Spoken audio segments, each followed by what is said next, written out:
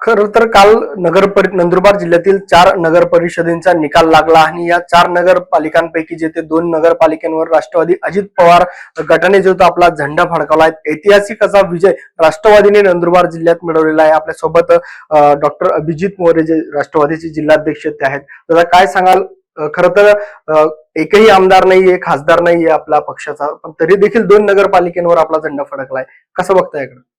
हा, निश्चित राष्ट्रवादी काँग्रेस पार्टीचं नंदुरबार जिल्ह्यामध्ये इथे एकही आमदार किंवा खासदार नाहीये. मात्र राष्ट्रवादी काँग्रेस पार्टीचा हा नंदुरबार जिल्ह्यातला कार्यकर्ता हा अजितदादांच्या नेतृत्वामध्ये, आदरणीय सुनील तटकरे साहेबांच्या नेतृत्वामध्ये इथे काम करतो असतो आम्ही. आणि तुम्हाला मला अभिमानाने सांगू इच्छितो की अजितदादांचं विशेष लक्ष या नंदुरबार जिल्ह्याकडे असतं आणि त्याच अनुषंगानं पालकमंत्री पद देखील त्यांनी राष्ट्रवादीचं या नंदुरबार जिल्ह्याला माणिकराव कोकाटे साहेबांच्या रूपाने दिलेलं होतं. आणि त्यामुळं निश्चित अजितदादांची एक ताकद आमच्या मागे कायम उभी असते आणि त्याच्याच जोरावर आज आमचा प्रत्येक कार्यकर्ता इथं काम करतो. आणि कुठे ना कुठं मला जनतेचं देखील आभार मानायचे आहे की राष्ट्रवादी काँग्रेस पार्टीचे जे काही शाहू फुले आंबेडकरांचे विचार आहे, अजितदादांची कार्यशैली असतील आणि मागे पालकमंत्री पदाच्या काळामध्ये जी काही आम्ही कामं करू शकलो या नंदुरबार जिल्ह्यामध्ये, त्याची एक पावती जनतेनं आम्हाला दिलेली आहे. आणि विशेष करून तळोदा आणि नवापूर नगरपालिकेच्या नागरिकांचे सर्वांचे मी मनापासून आभार व्यक्त करेल की त्यांनी राष्ट्रवादीवर विश्वास ठेवला. दादा, तळोदा हा भाजपचा पारंपरिक बालेकिल्ला आहे. स्वतः आमदार भाजपचे त्या ठिकाणी आहेत, पण तरी देखील त्यांना यश आलेलं नाहीये आणि राष्ट्रवादीची जागा निवडून आली.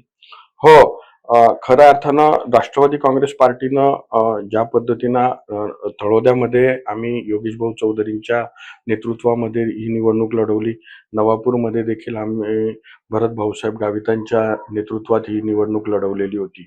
आणि आपण बघितलं असेल की राष्ट्रवादीचा कार्यकर्ता हा अत्यंत तळागाळातला कार्यकर्ता आहे, ग्राउंड लेवलशी जोडला गेलेला कार्यकर्ता आहे.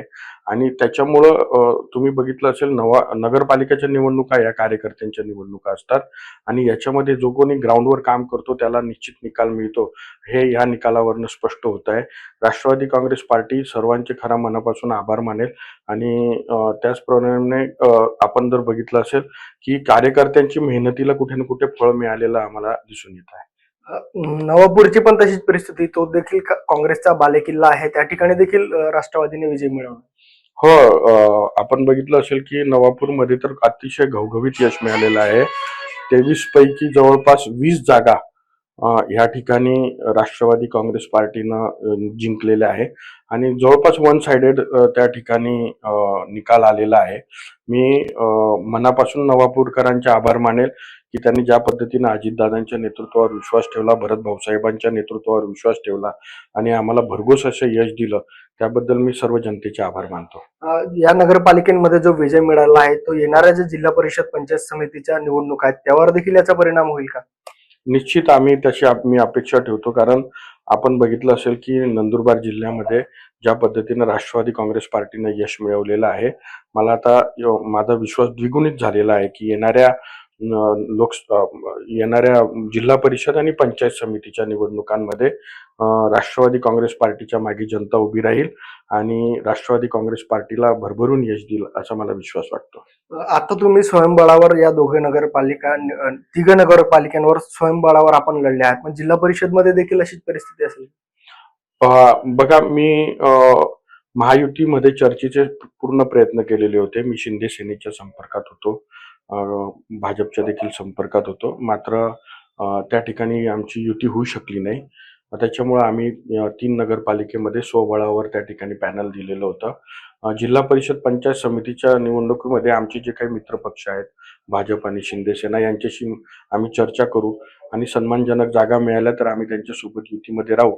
मात्र जर तशा जागा नाही मिळाल्या तर पुन्हा आम्ही स्वबळावर लढू.